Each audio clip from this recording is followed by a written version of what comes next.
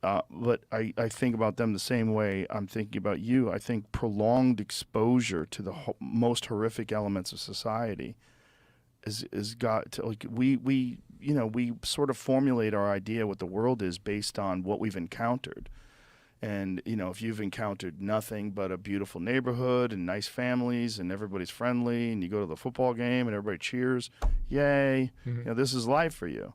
But if you're experiencing what you're experiencing, you're talking to people on Skid Row on a day in, day out basis, like what does that affect? Like, how are your dreams?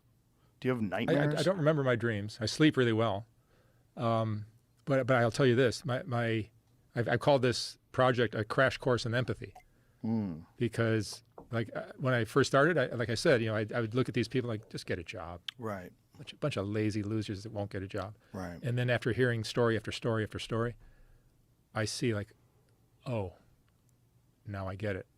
People are sort of like, you can't. When people are developing and growing, there's certain things that happen to them that are very hard to unfuck. And when things go sideways and their life is fucked, like trying to bring them back to a place like where you are or a place where I am, where someone who didn't have those things happen to them as a child, that is an enormous task. Yeah. It's almost insurmountable. I don't think it's even possible. You can just prop them up a little bit so they're better, but they're never going to, there are some that do it, but those people that have really recovered and have gone on to do great things, were people who kind of were doing great things before, but then they got caught up with cocaine and then they pulled themselves out.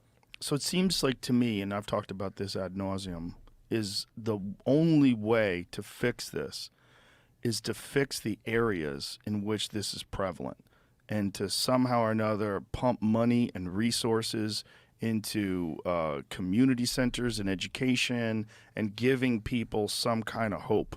Giving people some, and then even then, you're just going to make less of it. Yeah, you're not going to eliminate it entirely, and it's a generational problem that could take decades upon decades to really put a dent in it.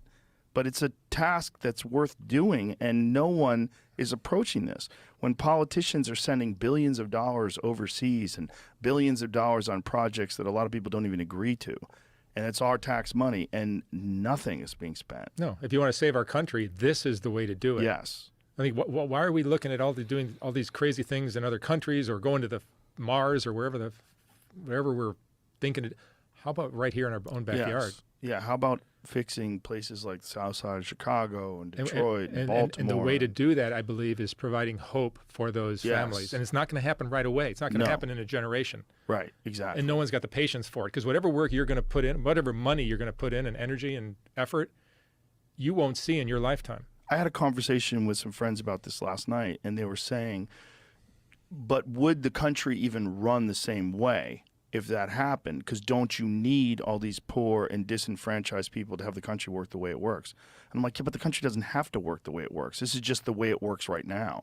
It's not like it wouldn't work another way. Well, what's interesting is, the universe, nature, even the human body regulates. That's what it does. When something's out of balance, it'll figure out and it'll find it's like a seesaw. It'll eventually balance out.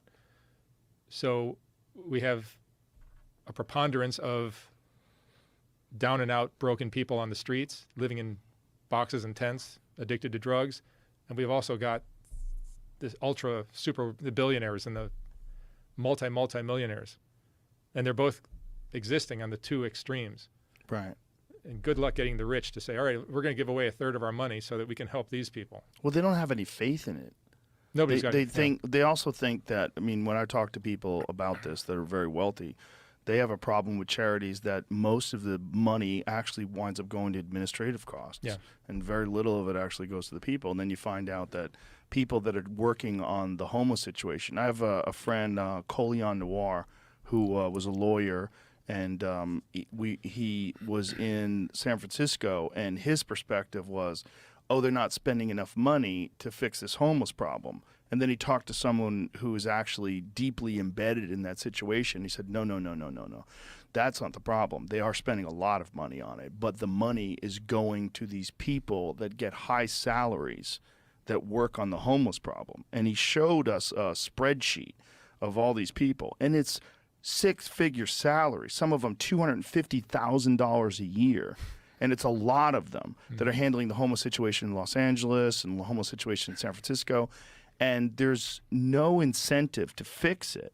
The budget goes up every year. The homeless problem goes up every year. There's no accountability. There's no, hey, we've spent all this money and the problem is bigger and you guys keep getting raises.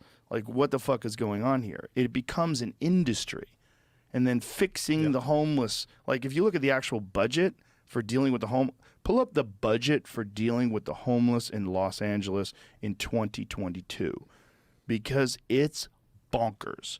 When you see the sheer amount of money that's being spent ineffectively, and all anybody seems to care about is we're working hard to mitigate the homeless situation, and we have upped our budget, and like, oh, they've upped the budget. This is great. And you think that must be effective. Yeah. We're going to fix this, but nothing gets done. No.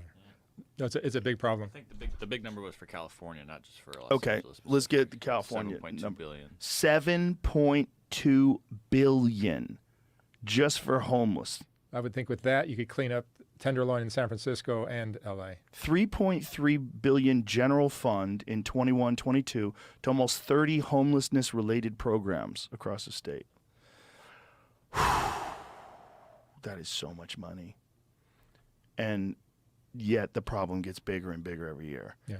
And I think the problem, I was talking about the layers, you keep peeling them back. When you peel back the last layer, it's human greed. Human greed is the problem.